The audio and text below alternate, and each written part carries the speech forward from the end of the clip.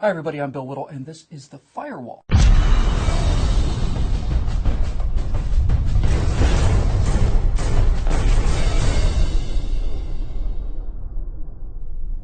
I remember the first time I heard the word Palestinian. I was 13 years old. The 1972 Munich Olympics were coming to an end, and I'd been fascinated by American swimmer Mark Spitz and his 7 gold medals, and had a big crush for some reason on Russian gymnast Olga Korbut.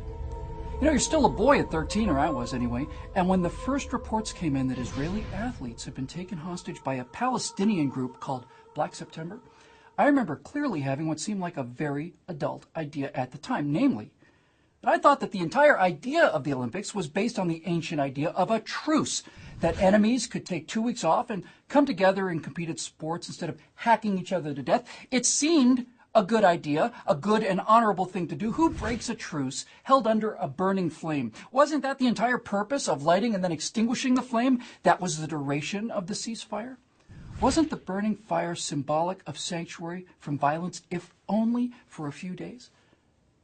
Well, apparently not, because on September 5th, 1972, Palestinian terrorists broke into the Israeli compound at the Olympic Village in Munich. Now, I didn't know too much about Israelis either, but to tell the truth, I was learning pretty fast. 2 members of the Israeli team were killed near the dormitories, but we soon discovered that wrestling coach Moshe Weinberg and weightlifter Yosef Romano fought back with teeth, fists, and a fruit knife, slashing, wounding, and knocking unconscious several of their murderers before being shot to death at point-blank range. The Palestinians then took 9 hostages, 9 athletes, visiting under the flames of truce, a land where so many of their relatives had been murdered just a generation before. Then, on TV, Jim McKay said this. 9 were killed at the airport tonight. They're all gone. No, they'd all been killed. Machine-gunned in their helicopters, bound with the ropes they'd try to chew through, murdered with grenades, and then joining the flames and the other flames past and present as their bodies burned in the helicopters. Now, it wasn't just me. That's how millions of Americans first heard the word Palestinian, through terror. And we remember how, when the dust clouds of the World Trade Center were still in the skies over lower Manhattan, the Palestinians cheered the terrorist murder of 3,000 innocent people. And we saw again just a few weeks ago how 5 Israeli rabbis were hacked to death with axes as they knelt in prayer by 2 Palestinian savages who left the synagogue ankle-deep in blood and gore. It never ends. It never ends because the Palestinians are a terrorist nation. It's who they are, and it's what they do. It was a decision they made back then, and they continue to make it every single day. They murder people. You know, in the days after the Munich massacre, indeed, even in the days after the 9/11 massacre, it would have seemed inconceivable to learn that a group espousing not only these tactics, but also the daily intimidation and terrorization of American Jews existed on a single college campus, let alone most of them. But nothing shocks me today. Students for Justice in Palestine can be found at virtually every elite university in America today, and their tactics are the same wherever they go. They not only call for the destruction of the State of Israel, but bully and harass Jewish students until they lose sleep and start to fear for their safety.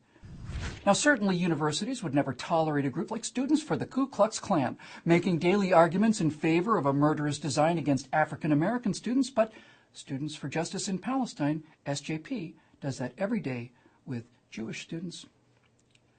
Now, from the small Israeli flags with swastikas emblazoned on them, or images of Jews targeting children and killing innocents, to the large, in other words, equating Israel with Hitler's Germany, SJP is by any definition a hate group. They routinely sponsor an event, for example, called Never Again for Anyone, co-equating Israel's treatment of the Palestinians with the Nazis' treatment of the Jews themselves. And all they're missing to make the comparison valid are, a dozen death camps, some gas chambers, crematoria, and a few million actual dead bodies. Oh, and of course the elimination of Arabs from the Knesset, stripping them of the only civil rights afforded to Arabs anywhere in the entire Middle East, and all the rest. Now, just to cite one example among thousands, Daniel Greenfield took a look at SJP's Palestine Awareness Week at UCLA in February of 2011. It featured speakers such as Alison Weir, who'd used medieval Jewish blood libels, that's the myth that Jews use the blood of Christians in their religious rituals, as a basis for her attacks on the State of Israel.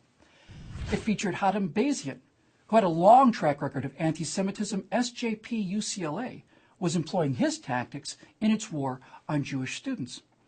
And then there was Amir Abdel Malik Ali. The Southern Poverty Law Center calls him a charismatic imam who promotes anti-Semitism, violence, and conspiracy theories. Ali has called for war against America and the Jews.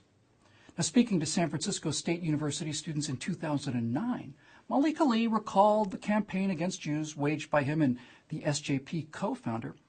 Bring them out into the open, he said, because they're like a night flower. There are certain flowers that blossom at night, but when the sun comes out, they go back in. That's the Zionist Jew.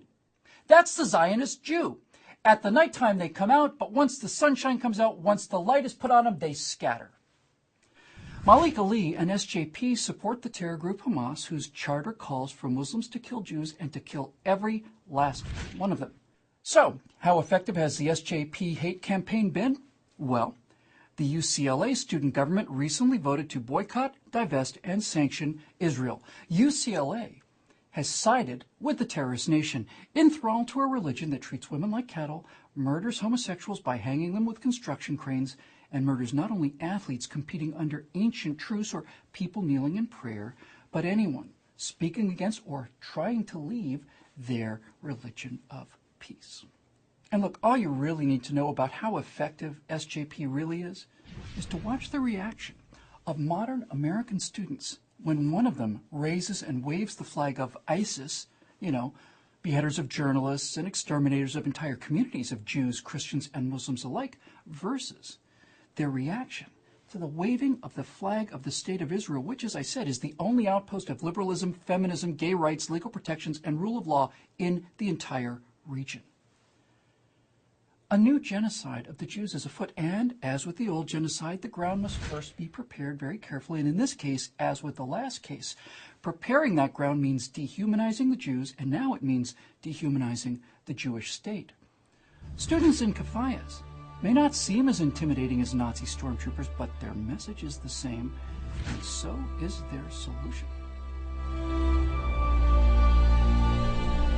Please subscribe to our YouTube channel and be sure to visit us at TruthRevoltOriginals.org.